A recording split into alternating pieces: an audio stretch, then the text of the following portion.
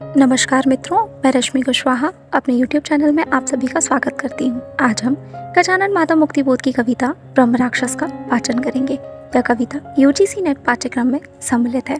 आइए इस कविता का वाचन शुरू करते हैं। शहर के उस ओर खंजर की तरफ परितक्ति सूनी बावड़ी के भीतरी ठंडे अंधेरे में बसी गहराइयाँ जल की सीढ़ियाँ डूबी अनेकों उस पुराने घिरे पानी में। समझ में आ ना सकता हो कि जैसे बात का आधार, लेकिन बात गहरी हो। बावड़ी को घेर डाले खूब उलझी हैं, खड़े हैं मौन औदुंबर व शाखों पर लटकते घुघुओं के घोंसले। परितक्त भूरे गोल विगत शतपुण्यों का आभास जंगली हरी कच्ची गंध में बसकर हवा में तैर बनता है गहन संदेह। अनजानी किसी बीती हुई उस श्रेष्ठता का जो कि दिल में एक खटके सी लगी रहती है। बावड़ी की इन मुंजेरों पर मनोहर हरी कोहनी टेक बैठी है टगर ले पुष्प तारे श्वेत। उसके पास लाल फूलों का लहकता छोर व मेरी कन्हेर वह बुलाती है खतरे की तरफ जिस ओर अंधियारा खुला मुंह बावड़ी का शून्य अंबर ताकता है। बावड़ी की उन घनी गहराइयों में शून्य ब्रह्म राक्षस एक बैठा है। वह भीतर से उमड़ती गूंज की भी गूंज, हड़बड़ाहट शब्द पागल से गहन अनुमानिता, तन की मलिनता दूर करने के लिए प्रतिपल, पाप छाया दूर करने के लिए दिन रात स्वच्छ करने ब्रह्म राक्षस घिस रहा है देह हाथ के पंजे बराबर, बाह छाती मुंह छपाछप खूब करते साफ फिर भी मैल और होठों से अनोखा स्रोत कोई क्रुद्ध मंत्रोच्चार अथवा शुद्ध संस्कृत गालियों का ज्वार। मस्तक की लकीरें बुन रही आलोचनाओं के चमकते तार, उस अखंड स्नान का पागल प्रवाह, प्राण में संवेदना है स्याह। किंतु गहरी बावड़ी की भीतरी दीवार पर तिरछी गिरी रवि रश्मि के उड़ते हुए परमाणु जब तल तक पहुंचते हैं कभी, तब ब्रह्म राक्षस समझता है सूर्य ने झुककर नमस्ते कर दिया। पथ भूलकर जब चांदनी की किरण टकराए कहीं दीवार पर, तब ब्रह्म राक्षस समझता है वंदना की चांदनी ने ज्ञान गुरु माना उसे।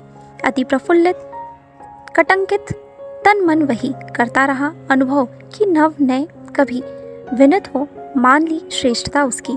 और तब दोगुने भयानक ओज से पहचान वाला मन सुमेरी बेबीलोनी जन कथाओं से मधुर वैदिक ऋचाओं तक व तब से आज तक के सूत्र छंदस मंत्र थियोरम सब प्रमेयों तक की मार्क्स एंजल्स रसेल एंटोनबी की हेडेगर व स्पैंगलर सात्र गांधी भी सभी के सिद्ध अंतों का नया व्याख्यान करता वह नहाता ब्रह्म राक्षस श्याम प्राक्तन बावड़ी की उन घनी गहराइयों में शून्य।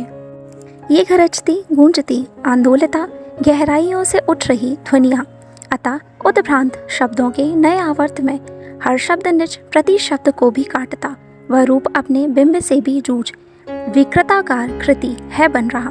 ध्वनि लड़ रही अपनी प्रतिध्वनि से यहाँ बावड़ी की इन मुंजेरों पर मनोहर हरी कोहनी टेक सुनते हैं टगर के पुष्प तारे श्वेत।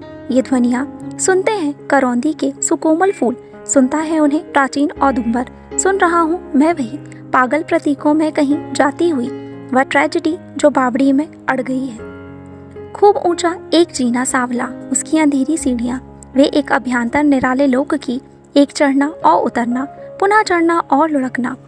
मोच पैरों में व छाती पर अनेकों घाव, बुरे अच्छे बीच के संघर्ष से भी उग्रतर अच्छे व उससे अधिक अच्छे बीच का संगर, गहन किंचित सफलता अति भव्य असफलता, अतिरेकवादी पूर्णता की व्यथाएं बहुत प्यारी हैं। ज्योमेत्रिक संगीत गणित की दृष्टि के कृत भव्य नैतिक मान, आत्मचेतन सूक्ष्म नैतिक मान, अतिरेकवादी पूर्णता की तुष्टि करना कब रहा आसान। मानवी अंता कथाएं बहुत प्यारी हैं। रवि निकलता लाल जनता की रुधिर सरिता प्रवाहित कर दीवारों पर उदित होता चंद्र, व्रण पर बांध देता श्वेत धौली पट्टियाँ, उद्विग्न भालों पर सितारे आसमानी छोर पर फैले हुए अनगिन दशमलव से दशमलव बिंदुओं के संवर्ता पसरे हुए उलझे गणित मैदान में मारा गया वह काम आया और वह पसरा पड़ा है। वक्ष बाहें खुली फैली एक शोधक की, व्यक्तित्व वह कोमल स्फटिक प्रासाद सा, प्रासाद में जीना व जीने की अकेली सीढ़ियाँ, चढ़ना बहुत मुश्किल रहा। वे भाव संगत तर्क संगत कार्य सामंजस्य योजित समीकरणों के गणित की सीढ़ियाँ हम छोड़ दें उसके लिए उस भाव तर्क व कार्य सामंजस्य योजन शोध में सब पंडितों सब चिंतकों के पास वह गुरु प्राप्त करने के लिए भटका। किंतु युग बदला व आया कीर्ति व्यवसायी लाभकारी कार्य में से धन व धन में से हृदय मन और धन अभिभूत अंतःकरण में से सत्य की छाई निरंतर चिलचिलाती थी। आत्मचेतस किंतु इस व्यक्तित्व में थी प्राणमय अनबन। विश्वचेतस बेबनाव महत्ता के चरण में था विषादाकुल मन।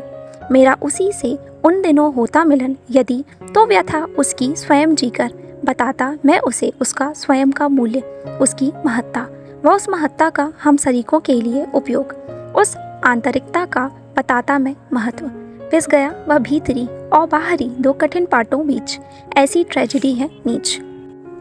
बावड़ी में वह स्वयं पागल प्रतीकों में निरंतर कह रहा, वह कोठरी में किस तरह अपना गणित करता रहा और मर गया। वह सघन झाड़ी के कटीले तम विवर में मेरे पक्षी सा विदा ही हो गया। वह ज्योति अनजानी सदा को सो गई। यह क्या हुआ, ये क्यों यह हुआ। मैं ब्रह्म राक्षस का सजल और शिष्य होना चाहता, जिससे कि उसका वह अधूरा कार्य, उसकी वेदना का स्रोत संगत पुण्य निष्कर्मों तलक पहुंचा सकूं। धन्यवाद।